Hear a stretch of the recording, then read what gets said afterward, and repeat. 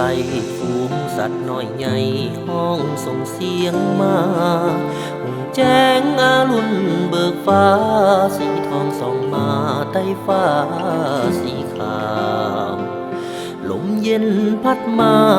ฝูงนกกาเจิดบินจรแมงผู้พึ่งซอกสมเกสรเสียงกาว่าวอนสะอ้อนอุลาฮาเลลูยาฮาเลลูยาแนมเห็นทาลาน้ำเย็นสดใสเห็นหมูมาสาล่องลอยกบเขียดอินอ้อยสุขใจต้อนรับวันใหม่อารุณอาบแสงงา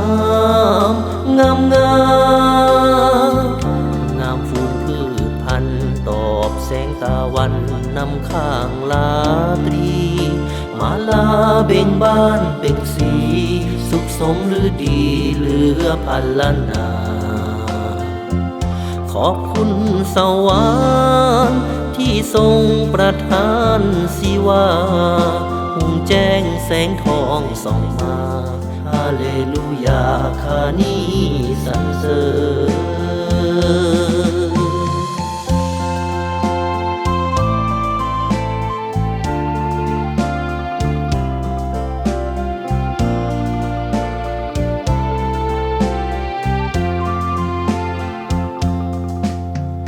งามงามงามงามฟูงพืชพันธุ์ตอบแสงตะวันนำข้างลาตรีมาลาเบ่งบานเป่งสีสุขสมหรือดีเหลือพันล้านนาขอบคุณสวรรค์ที่ทรงประทานสิว่าหุ่งแจ้งแสงทองส่องมาฮาเลลูยาข้านี้สรรเสริญ